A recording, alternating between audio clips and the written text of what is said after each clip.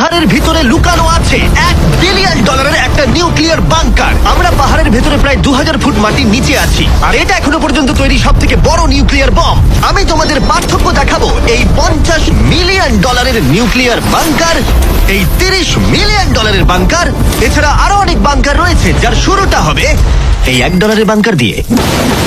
এটা সেফ। দেখা যাক ভেতরে কি আছে। ও ভেতরটা ভিজে। আমি এখন তোমাদের এই বাংকারটা ঘুরে দেখাবো। ট্যুর এখানেই শেষ হলো। এটা এক ধরনের শিপিং কন্টেনার যা মাটির নিচে চাপা পড়ে রয়েছে। এটা এখনই বেঁকে যাচ্ছে। ওরা আমাকে এটার দাম $1 কেন সেটা বলবে। আমি বলতে চাইছি এটা এক্সপ্লোশনের পরেই হয়েছে। তোমার কি মনে হয় এই বাংকারটা বোমটাকে সার্ভাইভ করতে পারবে? না। দেখা যাক তাহলে। বোমটা ফেলো। হ্যাঁ, কি?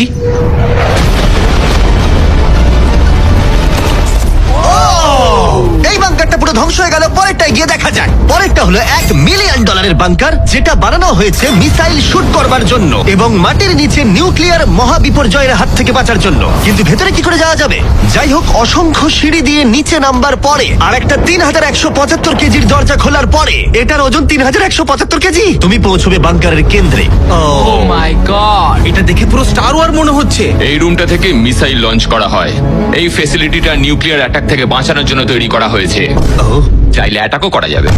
আমরা যে মেঝেতে দাঁড়িয়ে আছি সেটা আসলে ছাদ থেকে ঝুলন্ত বিশাল প্ল্যাটফর্মের মতো ঝুলছে। এভাবেই বানানো হয়েছে। এই 8খানা স্প্রিংই এই বিল্ডিংটাকে ধরে রেখেছে।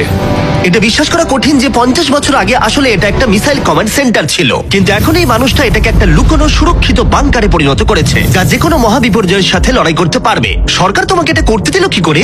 ভাই, বাথটব এখানে। আচ্ছা, তোমার কি মনে হয় আমার বন্ধুদের আইকিউটা কেমন?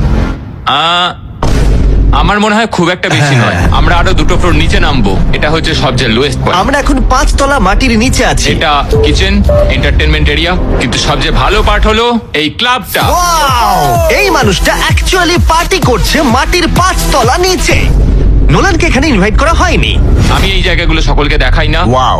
এগুলো কেউ দেখতে পায় না। এরপরে ও আমাদের নিয়ে গেল এই বাংকারের একটা সিক্রেট জায়গায়, নিউক্লিয়ার অ্যাসাইলামে, যেখানে কয়েক যুগ আগে একটা আসল নিউক্লিয়ার মিসাইল রাখা হতো। না জিমি, এদিকে এসো। ও দাঁড়াও, এটা কি? ওইখানে যাওয়াটা সেফ হবে? হ্যাঁ? না। দাঁড়াও কাল, ও কিন্তু বললো এটা সেফ নয়। লাইটগুলো নিভিয়ে দিলে কেমন লাগবে? আমি জানি না ঠিক। ও ভাই, আমার ও সত্যি ভয় ভাই। লাগছে। আরে আমি তো কিছুই দেখতে পাচ্ছি না। আশ্চর্যের বিষয় হলো আমরা তো সবে শুরু করেছি। এই ভিডিওর পরের বাংকারগুলো দারুণ। ক্রমশ এগুলো আরো বড় হবে এবং আরো বেশি দামি হয়ে উঠবে।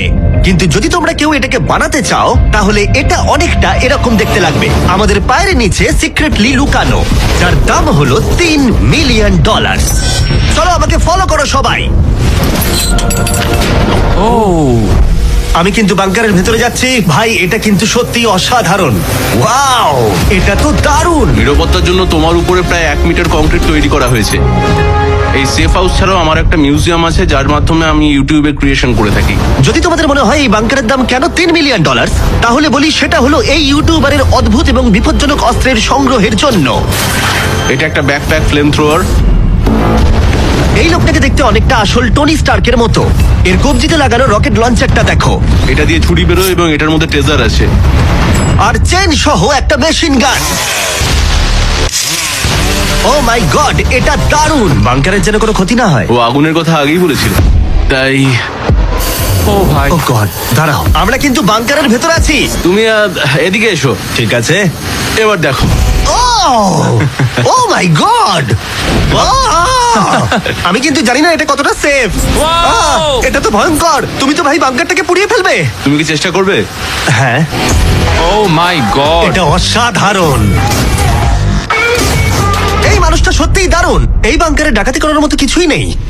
এটা শুধু একটা বাংকার নয়, এর মধ্যে আর একটা রুম আছে। ও, তার মানে কি? আমার মনে হয়েছিল এই মানুষটা গর্ত খুঁড়তে ভালোবাসে। ও একটা আসল আন্ডারগ্রাউন্ড টানেলিং সিস্টেম বানিয়ে ফেলতে পারে। ওয়াও, এটা তো আগের বাংকারের থেকে অনেকটাই বেশি বড়। আর ও একটা ভয়ঙ্কর আবিষ্কার করেছে যেটা আমাদের এখানে সুরক্ষিত রাখবে যদি বিপদ আসে। আমি এখান থেকে বেরিয়ে যাচ্ছি। প্রথমে ও আমাদের একটা ক্যানন দেখালো, যেটা যেকোনো জিনিসকে গোলা বারুদে পরিণত করে। আমাদের কাছে এখন ব্রেড রোল আছে। আমি চালাচ্ছি তাহলে। ঠিক আছে করো। হ্যাঁ, আমি করছি। তাড়াতাড়ি করো। ঠিক আছে, চলো কি বলছো তাহলে? ভয় করছে। যেকোনো মুহূর্ত আমি শুট করছি। করতে পারে। ভাই মারো। শুট। ও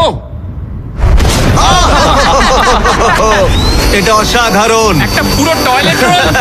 বাংকারের এই অংশটা আমাদের প্রোটেক্ট করবার জন্যই, কিন্তু কলিন যদি এটা করে তাহলে সেটা কতটা হবে বলতে পারছি না। এই বেলটা থেকে ছুরি বেরোয়, আমার কাছাকাছি দাঁড়িও না। ও ও ভাই wow wow wow wow wow wow wow oh my God, বিশেষ করে ও এটা শুরু করবার পরে। আচ্ছা, তোমার হাত থেকে কখনো ছুরি পড়ে গেছে? না। ঠিক আছে ঠিক আছে, এটা বন্ধ করো বন্ধ করো বন্ধ করো। তুমি এটা করতেই পারতে ছুরির বেল্টটা না থাকলে। হ্যাঁ, কিন্তু এটা খুবই অসাধারণ। আচ্ছা জিমি, এবার তুমি এটা দেখো। এটা একটা ফ্রিজার ওয়েভ, মাইক্রোওয়েভের থেকে একদমই উল্টো। আমরা কিছু ফেস্টিভ্যাল নিয়ে নেবো এবং এখানে আমরা স্প্রে করবো। এই দেখো। কি? ওয়াও, ও অপেক্ষা করছিল কিভাবে ফেস্টিভ্যাল কাপস এতে তৈরি হয় সেটা